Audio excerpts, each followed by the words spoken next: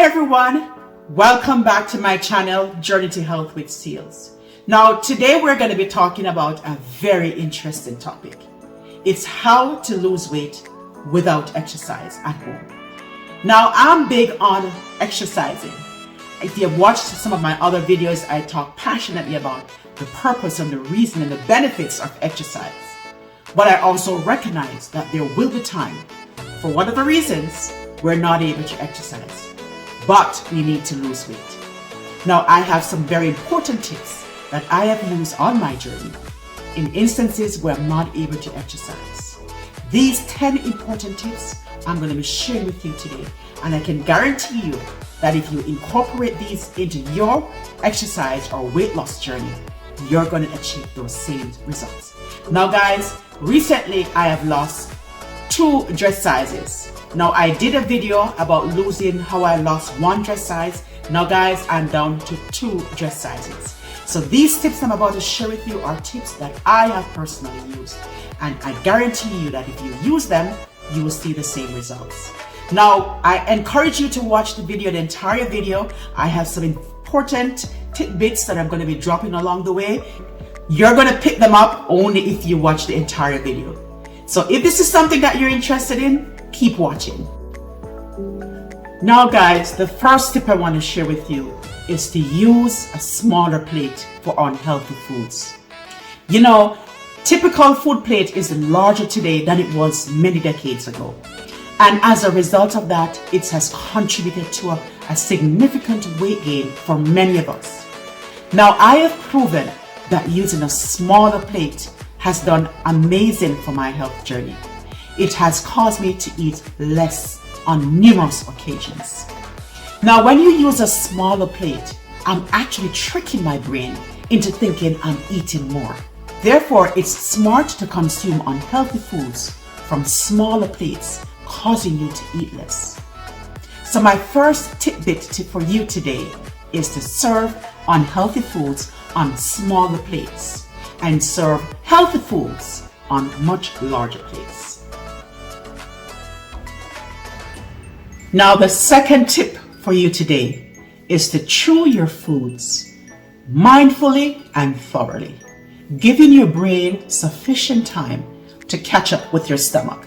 You know, oftentimes we're eating and we're eating, and our brain is not registering how much we're eating because of the pace at which we're eating.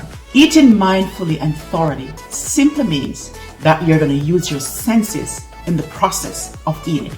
In other words, you're taking note of how the food tastes, of how it feels in your mouth. You're taking note of the smell. You're actually enjoying the process. You're not rushing the process. You're giving your brain sufficient time to catch up with the digestion process. And in that process, it will register in your brain whether you're full or not.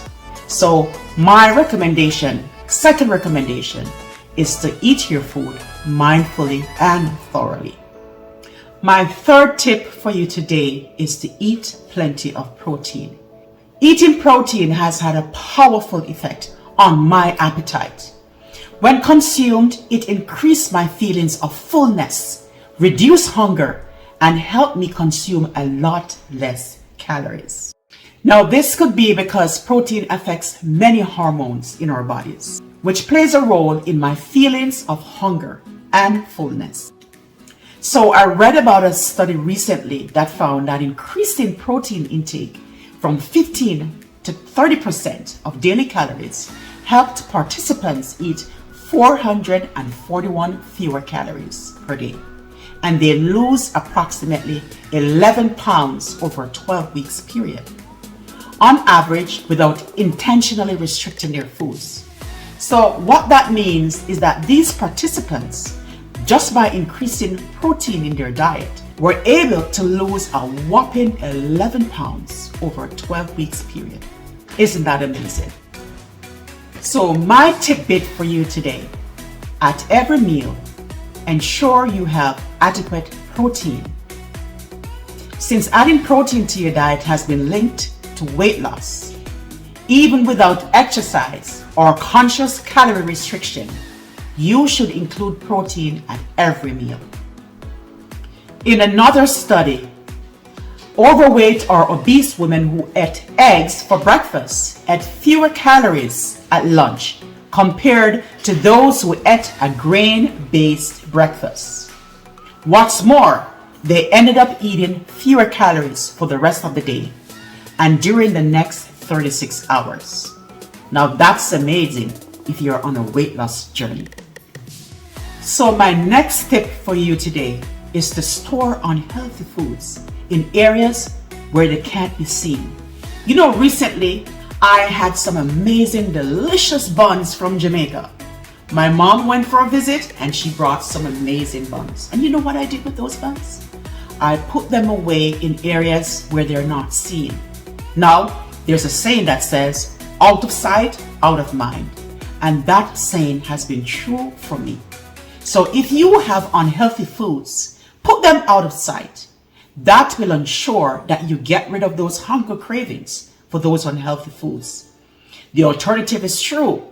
You store healthy foods or healthy meals in areas where you can see them so that you can consume those healthy foods at all times, whenever you need to.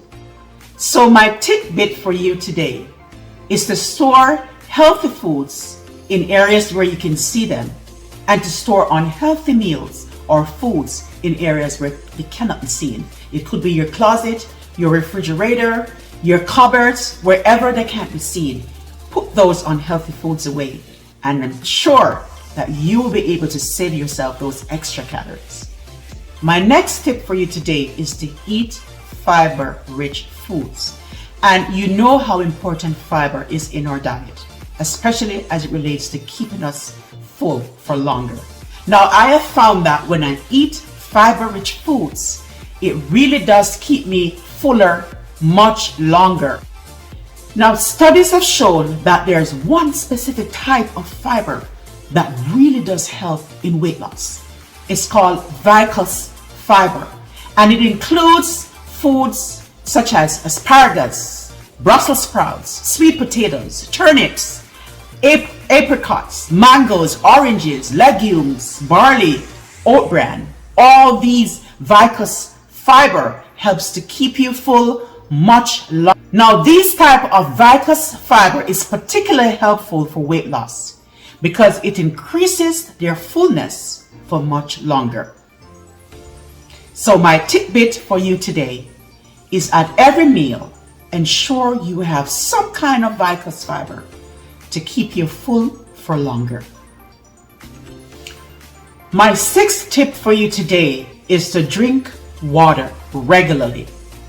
Now, I've talked about this many times, and I've proven this on my weight loss journey, that drinking water, especially before a meal, can be very helpful in eating far less and thus helping you lose a significant amount of weight.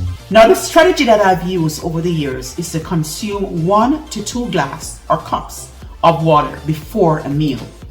And what that does, it really fills me up a lot sooner before I start eating. So by the time I start eating, guys, I'm already full.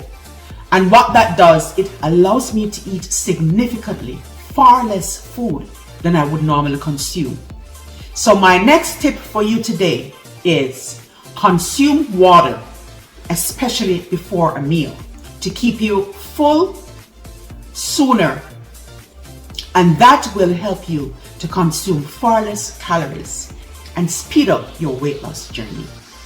Now, I recently read about a study that was done about participants who consume water just before a meal.